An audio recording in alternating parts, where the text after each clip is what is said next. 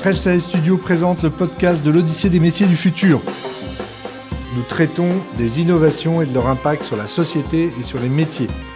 Nous recevons des experts pour éclairer les transformations induites par ces innovations.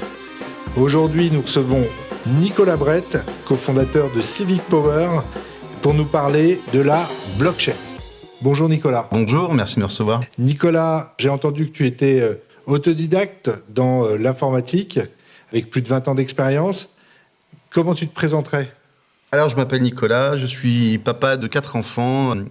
Effectivement, pas de cursus universitaire dans l'informatique, simplement de la curiosité. J'ai appris mon métier sur le tas, comme on peut le dire. J'ai passé une quinzaine d'années dans la fonction publique à diriger un service informatique. Depuis, j'ai migré vers l'entrepreneuriat. Ce que j'aime, c'est trouver de nouvelles choses, trouver un usage qui n'existe pas, décoder un besoin, résoudre un problème, voilà. Et je suis aujourd'hui cofondateur de Civic Power. Donc motivé par les sujets d'informatique, parce que c'était des sujets de recherche. Absolument, motivé par ce qui n'existe pas. Il y a une belle matière à ce moment-là. Comment définirais-tu la blockchain à quelqu'un qui n'en a jamais entendu parler ? Tristan, avec qui je collabore, dirait à ma grand-mère. Alors ouais, d'habitude on me demande de l'expliquer à un enfant de 6 ans. Donc est-ce que c'est pareil pour une grand-mère ? Je ne sais pas, mais on va essayer de vulgariser ça. La blockchain, pour moi, c'est...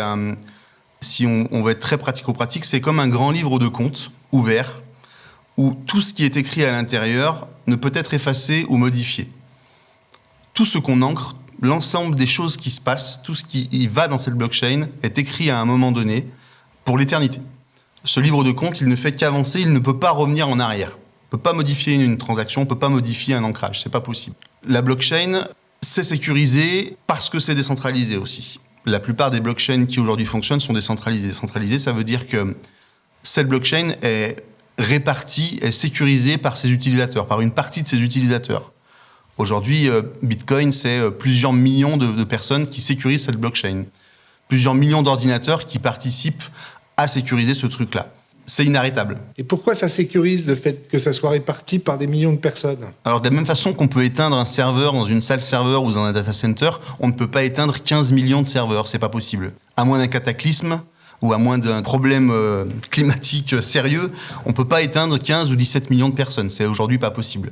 C'est ce qui fait que l'information contenue dans cette blockchain, elle sera toujours quelque part. Donc ça veut dire qu'une fois que l'information a été gravée dans le livre de compte, elle est présente sur l'ensemble des ordinateurs de tout le monde. Alors aujourd'hui, les blockchains qu'on connaît, c'est Bitcoin, ça passe à la télé, même ma grand-mère connaît, Ethereum. C'est des blockchains qui fonctionnent avec un consensus proof of work. Le proof of work, ça veut dire que chaque ordinateur fait le même calcul. Et à un moment donné, celui qui l'a fait le plus rapidement encaisse les frais du minage, qu'on appelle le minage. C'est lui qui a sécurisé cette transaction, c'est lui qui est récompensé pour ça. Tout ça, c'est hyper énergivore.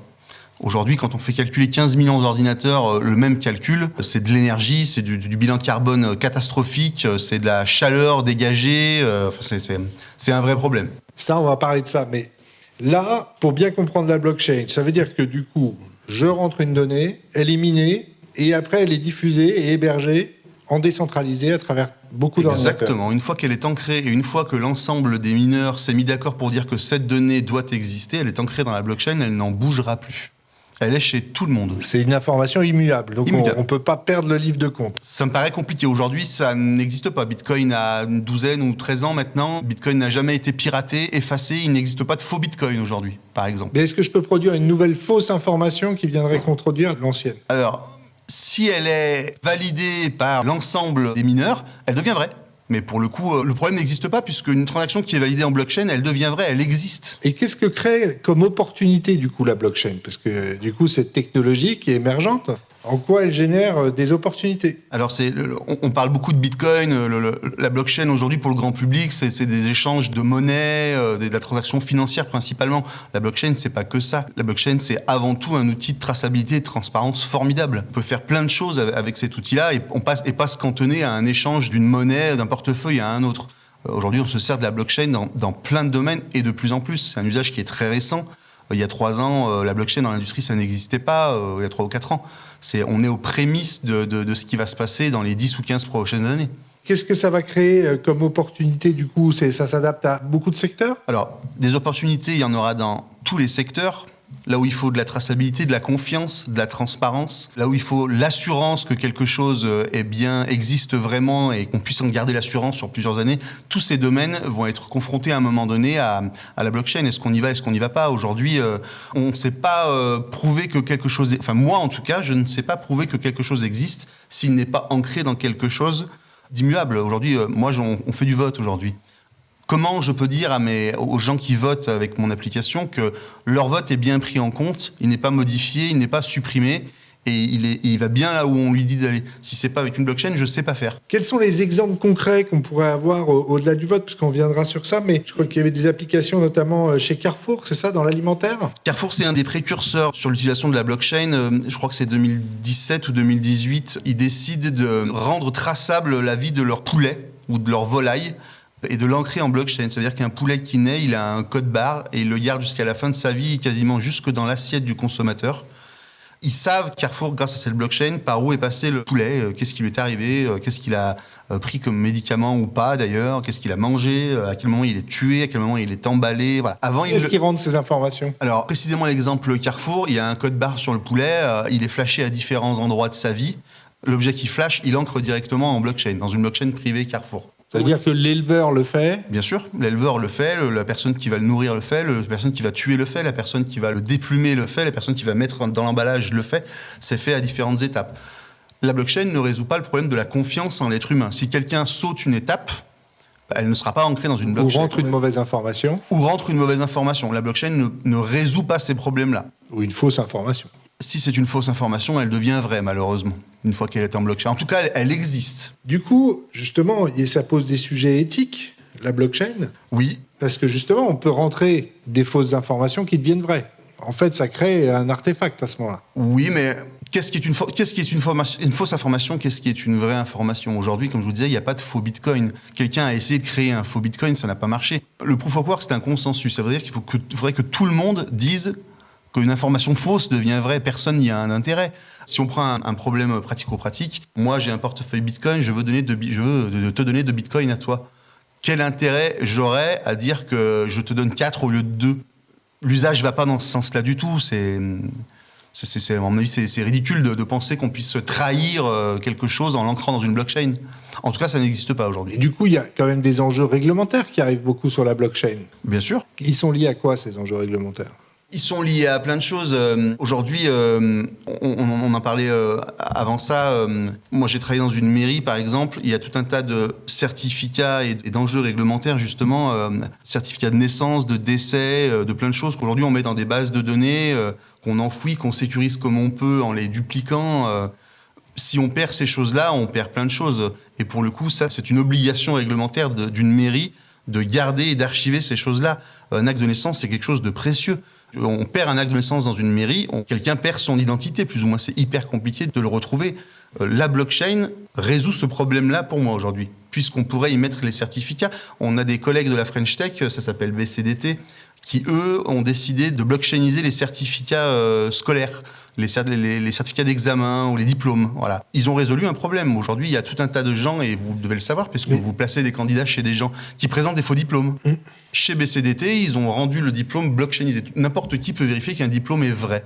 Mais du coup, si on regarde les limites, en tout cas, de la blockchain, il y a des limites aussi écologiques. C'est très consommateur d'énergie, on en parlait. Il y a 2 limites aujourd'hui. La première, c'est la scalabilité. Les blockchains publiques d'aujourd'hui, elles encaissent peu de transactions par seconde, peu d'ancrage par seconde. Chez Bitcoin, c'est entre 5 et 6, je crois, au jour d'aujourd'hui. Chez Ethereum, qui est la blockchain d'application la plus utilisée, c'est entre 15 et 17 transactions par seconde. C'est très très peu. Et ça suffit pas pour les usages qui arrivent. Et en plus, c'est hyper consommateur d'énergie, hyper énergivore. Pour miner une transaction Ethereum, c'est plusieurs milliers de mégawatts, parce que c'est 15 millions de personnes qui vont écrire la même chose. 15 millions d'ordinateurs qui vont tourner pendant 10 minutes pour créer un bloc dans cette blockchain. Donc, il faudrait faire un calcul simple à 80 watts-heure par ordinateur. Ça donne des chiffres à en faire perdre le nord à un Esquimau. Aujourd'hui, il y a des usines de minage en Chine, en Laponie, en Russie, des milliers de machines dans des entrepôts réfrigérés qui vont sécuriser des transactions. Il faut passer par là pour aller ailleurs, mais pour le coup, ça peut pas durer, ça. Surtout si l'usage se développe et qu'il y a de plus en plus de choses sur les blockchains, ça peut pas durer. On peut pas éternellement imposer à la planète des degrés supplémentaires. Énorme défi écologique pour pouvoir exploiter le potentiel de la blockchain. Absolument. Ou alors, il faut penser la blockchain autrement. Il faut en terminer avec les consensus actuels, Proof of Work et le Proof of Staking, qui sont énergivores. Il faut résoudre des problèmes informatiques qui nous permettent d'apporter une cryptographie que quelque chose existe. C'est ce qui se passe chez Inblocks en ce moment. Inblocks, c'est l'entreprise qui fournit la blockchain à Civic Power. Inblocks, elle a créé sa propre blockchain, elle lève de l'argent, elle vient de lever de l'argent en ce moment pour aller vers une blockchain sans consensus. Sans consensus, ça veut dire qu'au lieu d'avoir 15 millions d'ordinateurs qui vont calculer la même chose au même moment pour dire qu'une transaction existe, elle part d'un procédé cryptographique qui s'appelle le Patricia Merkle Tree, qui, par un système de branchage, le Patricia Merkle Tree, c'est vraiment l'arbre, on arrive à dire que ce qui arrive à la fin, c'est bien ce qui s'est passé au début. Voilà, tout ça, c'est prouvé, la communauté scientifique valide ça. Aujourd'hui, le boulot d'Inblocks, c'est de le mettre en pratique, de développer, de faire du code informatique pour mettre en pratique ça. Du coup, plus de problème de surconsommation, il n'y a plus besoin que tout le monde calcule en même temps. La décentralisation, elle existera toujours parce qu'elle sécurise beaucoup de choses, mais plus besoin de machines hyper puissantes ou de serveurs hyper puissants. Un simple ordinateur ou même un téléphone ou un objet connecté avec un peu de processeur pourra faire ce petit calcul-là. On comprend bien du coup que les enjeux en tout cas sont devant nous, éthique, scalabilité et puis énergétique, encore plus important. Mais quels sont les secteurs que pourrait impacter la blockchain ? Partout, on a besoin de traçabilité et de transparence. Par exemple, typiquement, le secteur le plus impacté aujourd'hui, c'est la banque et l'assurance. Aujourd'hui, on a ce qu'on appelle la DeFi depuis 2 ou 3 ans, la finance décentralisée. N'importe qui, quand je dis n'importe qui, c'est pas Madame Michu, 80 ans, on est d'accord, mais n'importe qui peut aller sur Internet, emprunter de l'argent à quelqu'un d'autre via un protocole blockchain. N'importe qui peut faire une transaction. Je peux envoyer à mon cousin en Australie, en 3 secondes, $500. Et moi, je peux pas aller acheter mon appartement et emprunter 300, 500 000 euros directement sur la blockchain. Emprunter, si, aujourd'hui, ça existe. Ça existe. Si 2 personnes se font confiance, l'une peut prêter à l'autre et tout ça est ancré dans une blockchain. Oui. Mais sur un prêt entre individus. Sur un prêt entre individus, mais les banques y arrivent. On en parlait aussi. Aujourd'hui, ils recrutent du personnel et ils tendent à aller vers cet usage. Donc, tôt ou tard, la blockchain, c'est un objet de confiance, c'est un tiers de confiance. Elle va remplacer les tiers de confiance actuels. Un notaire, par exemple, qui aujourd'hui est là pour entériner une transaction, la valider. Le notaire, c'est la blockchain. Il met un coup de tampon et il dit ça, c'est vrai. Ça existe et ça sera pour le restant de la vie. Le notaire, dans 5-10 ans, pour moi, ça va pas lui faire plaisir, mais il est remplacé par la blockchain. Quelque chose qui est ancré dans la blockchain, c'est un acte qui existe pour la vie. Pareil pour un huissier qui aujourd'hui est là pour constater à différents moments ou à différents endroits que quelque chose s'est bien passé. Un cas pratique chez Inblocks, qui a un client qui est concessionnaire, qui revend de l'eau en masse à des villes ou des métropoles. Ce client-là doit prouver le plus souvent possible que la qualité de l'eau qu'il fournit à ses clients respecte un standard qui est décrit précisément dans un cahier des charges. L'usage actuel, c'était, il a un huissier ou plusieurs huissiers qui viennent tous les 2, 3 jours, 4 jours, 10 jours, faire un relevé d'eau, l'emmener en laboratoire, le laboratoire analyse l'eau et dit voilà, cette eau correspond aux critères demandés. L'huissier tamponne, le concessionnaire d'eau est capable de dire voilà, ce jour, le 10 juillet à 15h, mon eau a été testée, elle est bonne. Le 15 juillet, 5 jours plus tard, elle a été testée, elle est bonne. Le client dit au concessionnaire, mais entre le 10 et le 15, il s'est passé 5 jours. Comment on me prouve que l'eau est toujours bonne ? La blockchain résout entre autres le problème. Quand on associe l'IoT, l'objet connecté, en l'occurrence des sondes qu'on met un peu partout dans les nappes ou dans la production d'eau, ces sondes remontent une information qu'elles ancrent dans la blockchain. Donc toutes les secondes, toutes les millisecondes, tous les nanosecondes si on veut, on sait mesurer la qualité de l'eau et l'ancrer dans une blockchain pour rendre cette information vérifiable par tous et sincère. Le client ne peut plus dire qu'est-ce qui s'est passé entre le 10 et le 15, il n'y a pas eu de relevé. Non, il y a des relevés tout le temps. On mesure la qualité d'eau tout le temps. On vous assure, en tout cas, que la qualité qu'on a répertoriée dans cette blockchain est bien celle qui a été prélevée au moment où elle est horodatée dans cette blockchain. Ça, c'est un usage créateur de valeur. C'est aussi destructeur d'emplois, la blockchain. Qu'est-ce qu'on va faire des huissiers ? C'est la question en général. Oui, qu'est-ce qu'on va faire des huissiers, des notaires ? Mais surtout, ce que je comprends, c'est que le métier du notaire, c'est quand même de récupérer de la donnée, notamment auprès de l'État. Si cette donnée est directement ancrée dans la blockchain, elle devient accessible rapidement pour tous. Donc, du coup, c'est des millions d'emplois qui disparaissent. À terme, j'espère pas. Il faut que ces gens-là. C'est toujours pareil quand il y a une rupture d'usage. On a une partie de la population ou des professionnels qui se déplacent vers d'autres usages en se formant, en repartant du début ou en faisant complètement autre chose. On n'a pas le choix. C'est comme ça. Il y a 30 ou 40 ans, quand les machines sont arrivées dans l'industrie, c'est pareil. On a perdu des milliers d'emplois. Mais il y a aussi des gens qui se sont renouvelés. On change un usage ou on crée un usage, ça va forcément créer d'autres choses à côté. La blockchain, ça marche pas tout seul. Il faut la produire, il faut la développer, il faut la maintenir. Voilà. Ça, c'est des gens qui aujourd'hui n'existent pas. C'est des développeurs informatiques qui n'existent pas. Aujourd'hui, la blockchain, c'est un microsystème, un microcosme. Dans 15 ans ou 20 ans, quand ce sera répandu de partout, il faudra des centaines de milliers de gens pour en assurer l'effectivité. Donc ça pourrait être aussi très créateur d'emplois. Ah bah, ça l'est dès aujourd'hui. Par contre, on va avoir des gains de productivité importants alors. Bien sûr. Ça veut dire que, par exemple, les administrations, je sais pas, d'une ville... Ah bah, pour avoir travaillé 15 ans dans une administration, moi, je changerais tout et je mettrais la blockchain de partout. L'administration, c'est... quand j'y suis rentré, moi, il y a 15 ans maintenant, c'est des gens de 55, 60 ans qui ont commencé, l'email n'existait pas. Ils se reproduisent pas, ces gens-là. Je veux dire, le problème existe déjà. Il y a toute une partie des gens, notamment dans l'administration, qui n'ont pas de repères, à qui on fait accomplir des tâches récurrentes et pas intéressantes en attendant qu'ils soient à la retraite. Ils font de la bureaucratie. De la bureaucratie, voilà. Donc, tout ça coûte beaucoup à l'État, j'ai l'impression, aux collectivités, et tout ça rend pas forcément le service public. Moi, je suis rentré dans l'administration parce que je voulais aller devant les administrés et répondre à leurs problématiques.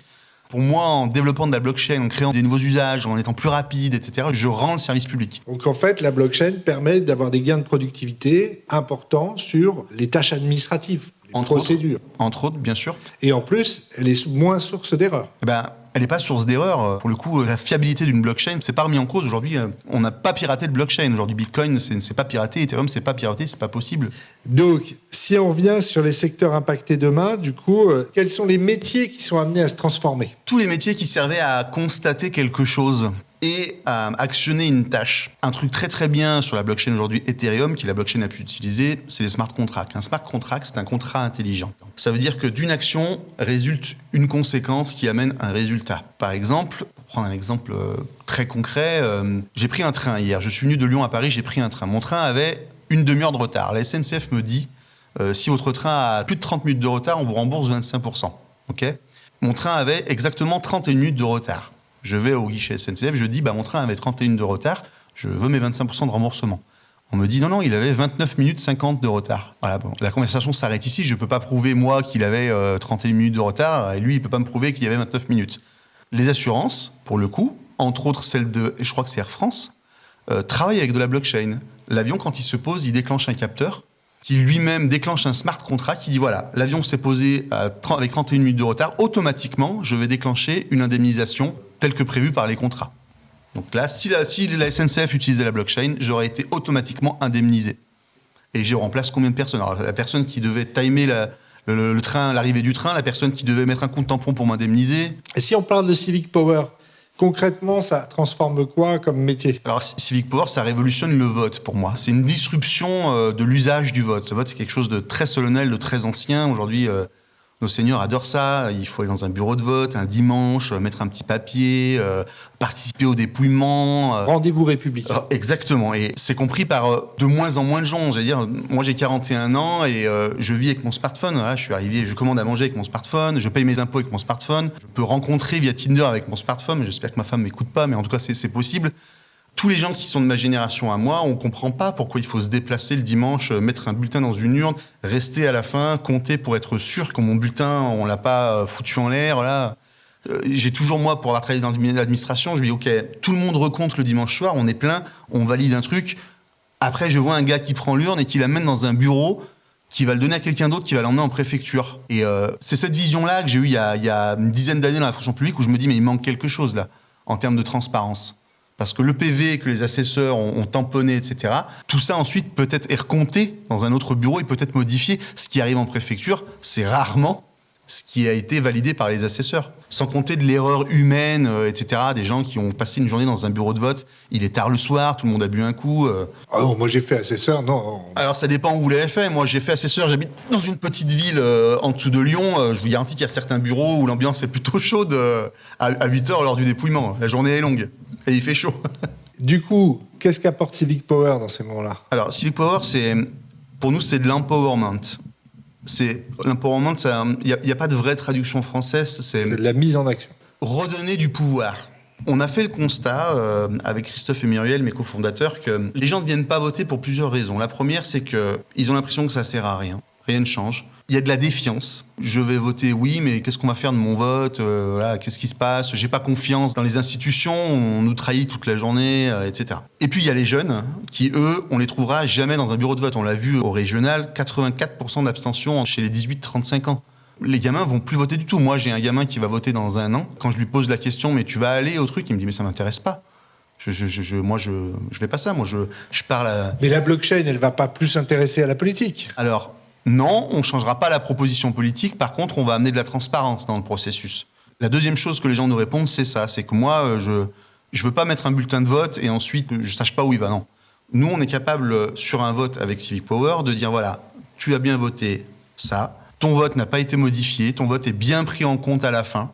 Ton vote est bien dans le résultat. Et tu peux toi-même recompter l'ensemble de l'urne.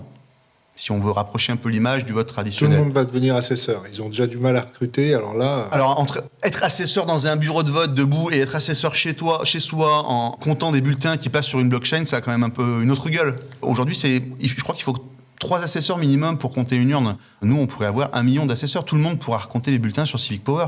Je trouve que ça rend le truc plutôt très fiable. Qu'est-ce qui fait que les choses sont fiables? C'est le blockchain. Une fois qu'un vote est ancré dans la blockchain... Qu'est-ce qui fait que c'est quoi le processus? Pour bien comprendre justement ce qu'est la blockchain. Alors pour le coup, on a une application, quelqu'un qui va voter sur Civic Power, il va choisir, on prend un exemple lambda sur de la démocratie participative, un maire qui veut faire voter ses administrés sur un sujet un peu clivant. En général, ce qui revient en ce moment, c'est armer ou non la police municipale. On a un tas de maires qui nous disent « Moi, je ne veux pas prendre la décision tout seul, ce n'était pas dans mon programme. Il faut que la population donne son avis et choisisse. » Donc, il lance une consultation à ses administrés. Doit-on ou pas armer la police municipale? Puis, sur mon smartphone, je vais recevoir soit une notification, soit un mail, soit un SMS qui m'appelle à voter. Je vais m'identifier par différents moyens en fonction de la criticité de cette consultation. Pour la démocratie participative, on n'a pas besoin de montrer patte blanche avec 6 processus d'identification. C'est ridicule, on n'est pas sur une élection politique. Je vais choisir oui ou non dans le cadre d'un vote sur l'armement de la police municipale ou pas. Dès que j'ai choisi mon vote, il est ancré directement. Comment on est sûr que c'est le cas? Parce qu'il y a 2 choses. La blockchain est complètement open source chez nous et le code informatique entier de l'application est open source. Ça veut dire que n'importe qui, c'est faux de dire ça, n'importe qui maîtrise un peu le développement informatique, donc quand même pas mal de monde, est capable d'auditer notre code. D'ailleurs, il l'est sans arrêt. On touche du vote, donc c'est très concret.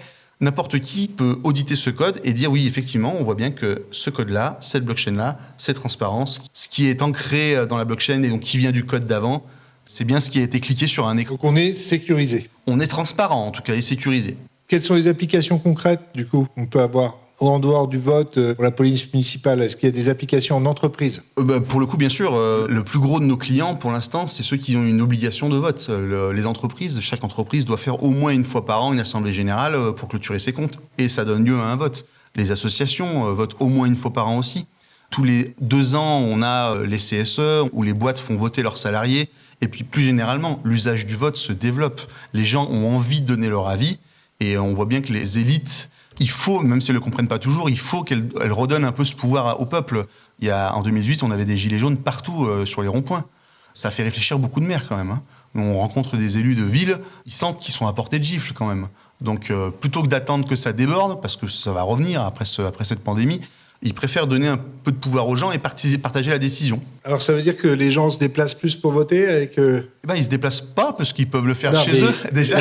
Quel est le pourcentage de votants qu'on a avec Civic Power? Alors le pourcentage, ça dépend de plein de choses, ça dépend de sur quoi on les consulte et de quelle façon. Mais en tout cas, on constate. Il y a de la donnée. Il y a de la donnée, mais je peux pas vous la donner, c'est celle de mes clients, bien sûr.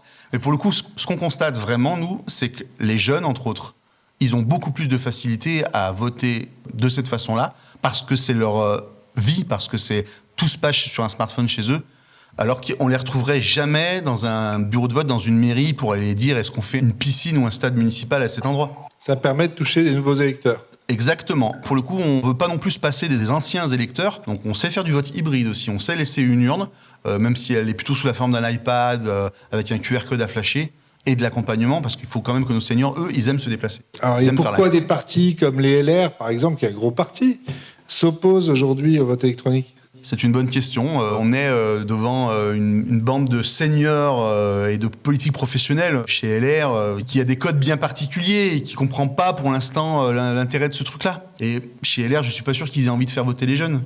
Je suis pas sûr qu'ils aient envie de ramener ces gens-là vers le vote. Ils sont bien contents de là où ils sont déjà. Tout le monde n'a pas intérêt à faire voter plus largement. On est d'accord. Quels sont les nouveaux métiers que la blockchain fait naître ? Alors pour le coup, il y a deux types de nouveaux métiers. Il y a ceux qui vont développer des concepts, créer les nouveaux usages, et il y a ceux qui vont les coder, les opérationnels, les développeurs informatiques. Ces deux types de profils, c'est les profils d'avenir. Aujourd'hui, ce marché-là est déjà en tension. Compliqué de trouver un développeur qui fait de la blockchain, compliqué de trouver un chef de projet qui sait raisonner blockchain, usage, etc. Et à mon avis, ça va être de pire en pire. Quels sont les besoins, du coup, quelles compétences nouvelles ça fait naître ? C'est, à mon sens, vraiment du développement informatique. Il faut apprendre les langages. Il faut que dès le plus jeune âge, comme on apprend l'anglais maintenant en primaire, voire en maternelle, il faut qu'on amène les gosses à se tourner vers ces métiers-là. On voit bien que c'est l'avenir. On en parlait tout à l'heure, en Arménie, ces gens-là, ce sont des rockstars. Ils apprennent le code très très tôt. Il y a des écoles entières qui sont dédiées à l'informatique et au développement informatique.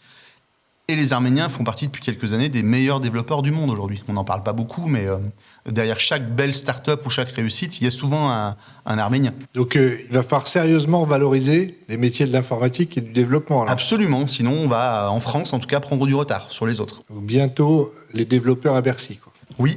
Merci Nicolas pour ces échanges. Donc c'était French Talent Studio qui vous présentait le podcast de l'Odyssée des métiers du futur.